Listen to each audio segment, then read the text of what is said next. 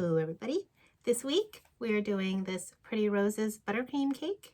This is actually Swiss meringue buttercream. A lot of you were asking about painting on Swiss meringue buttercream. Is it the same as American buttercream? And actually it kind of is. It's a little softer and you might have to throw it in the fridge more often. But yeah, I found it's pretty much the same. And I hope you really enjoy this week's tutorial because you're not going to have to know how to draw exactly, because some of you had comments and I asked, did you paint? And you're like, I'm not really that artistic, can't draw. You don't have to draw if you use this technique, sort of paint by numbers, and I think you should have a lot of fun with it. And so I want to get right into it.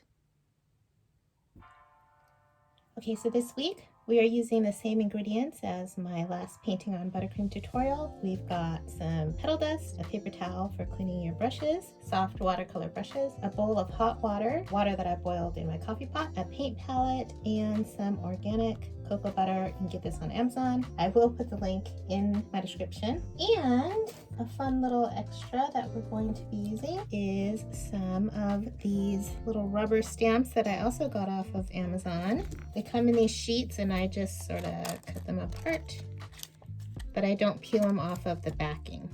So we're going to use these.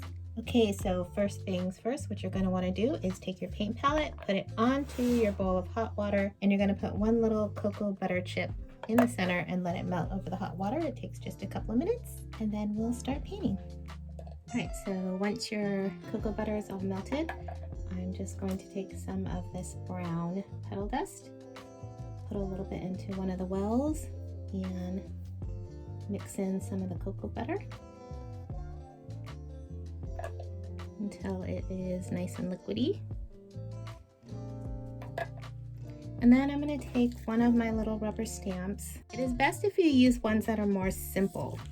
Like these just have the outline and a few lines, whereas something like this is pretty complicated and it's not going to work as well. It's going to look a little messy. So stick to the more simple ones. And then you're just going to brush on the color.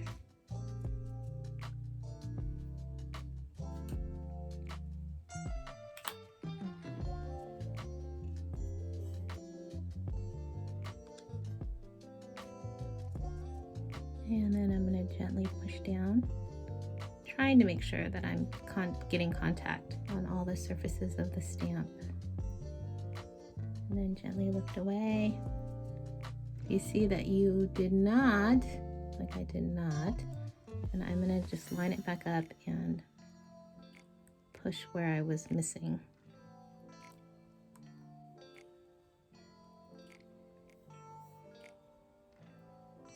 So it's mostly there. I can see most of it, which is enough for me.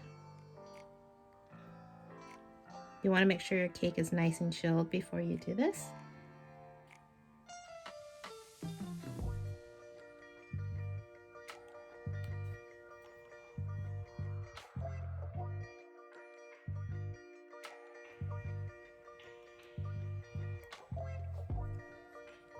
And if you're going to make it so that you're putting stamps all around your cake, I would do them all right away while your cake is at its most chilled and firm state, so that you're not going to be pressing the stamp into a soft cake. So just go around and stamp everywhere you want stamped.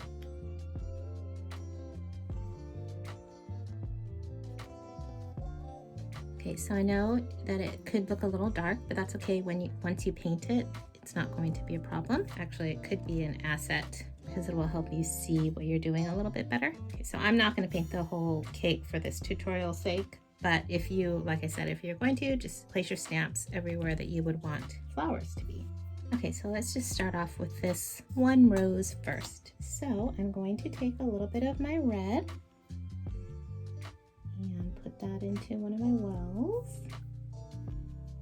Dip into my cocoa butter.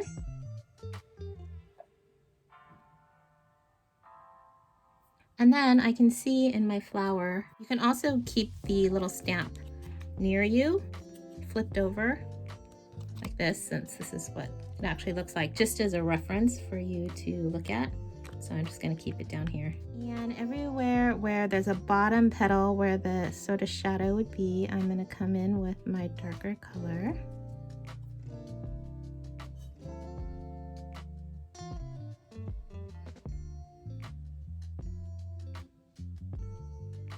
just go about halfway up the petal.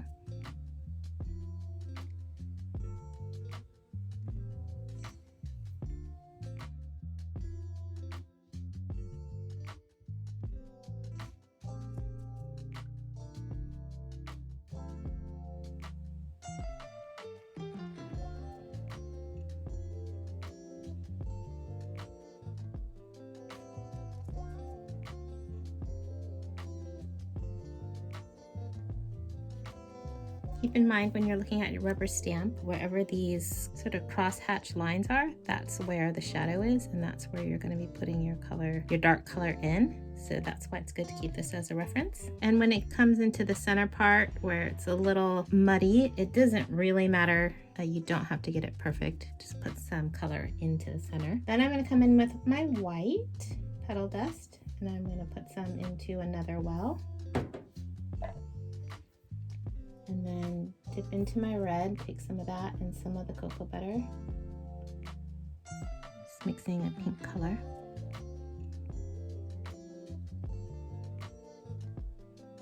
Then I'm going to come into the parts of the rose petals that I didn't put any color on with the dark color.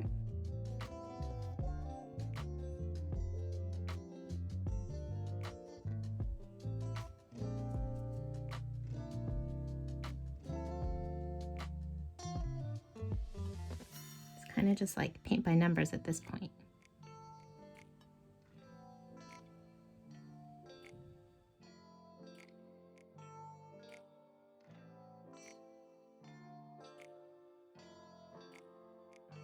You can just sort of wipe off the excess color onto your paper towel. You don't need to wash off your brush though.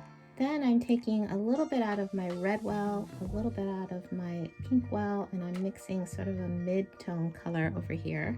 You can see just sort of in between.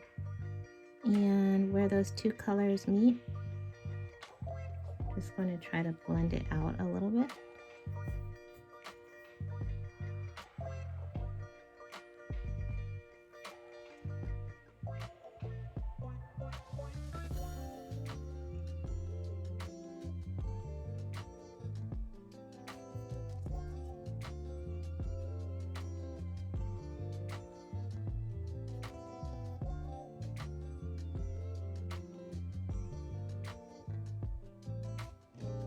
If you're finding that your brushes are lifting your buttercream a little bit, it may be because the cocoa butter is getting too warm sitting on your bowl of water. So you can just take it off for a few minutes just to let it cool down.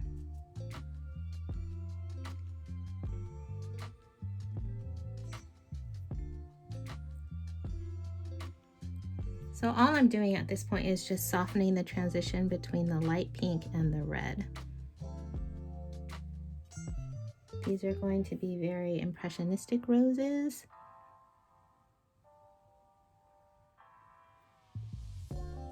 See how it lifted right there? So I just dipped back into the red and I just filled in that little spot.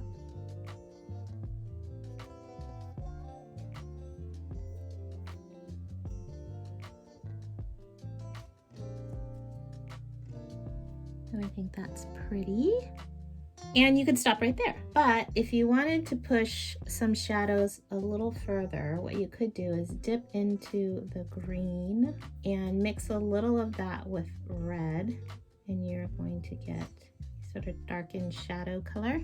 Right here, this is just red and green mixed up. Make sort of a reddish brown. And if I wanted to push the center a little darker, I could.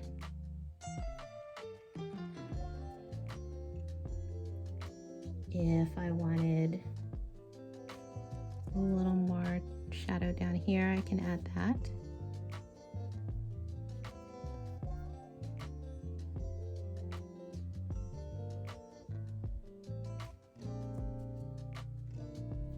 Just in certain areas here and there, just sort of add some contrast. But the color does stay somewhat blendable, so I can come back in with a little of the light pink over that. If I went too far, bring in some of the red and then blend it out. Okay, so let's do some leaves. So My palette has cooled down a bit, so now I'm going to pick up some green. I put it back onto the water. I'm going to dip back into the cocoa butter.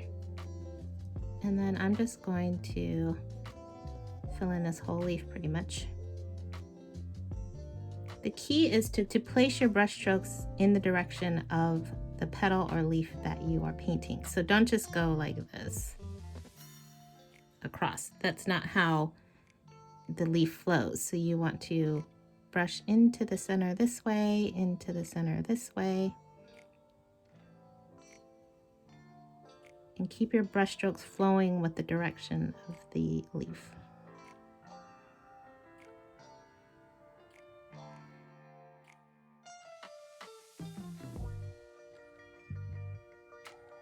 A really thin liner brush here, I'm going to dip into just the brown.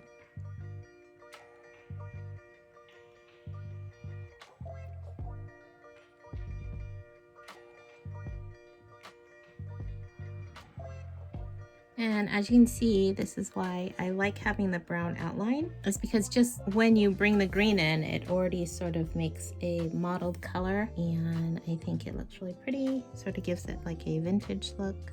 I mean, that's pretty much all you have to do.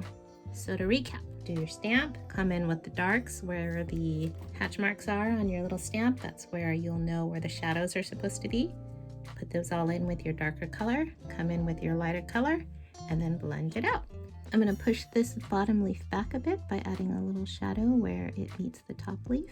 And I just did that by mixing a little bit of the red into the green.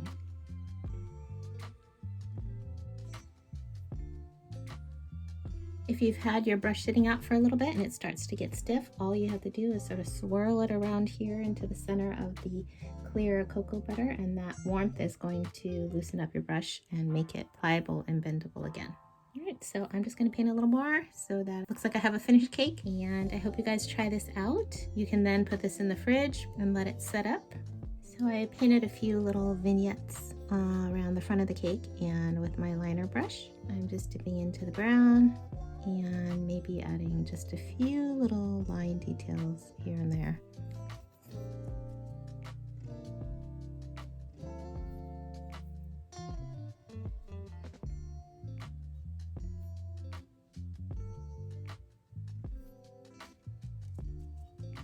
My suggestion would be, if you plan on doing this, to look through Amazon to find some stamps that have very clear, distinct line markings, and also to buy a variety so that your cake doesn't look so stamped out. Like, I only used 3 different stamps for this cake, and it would have been better if I had a few more, maybe some little simple buds or something like that, if I didn't want to freehand, just to get some variety in there. So that is painting on Swiss meringue buttercream with petal dust, cocoa butter, and some rubber stamps.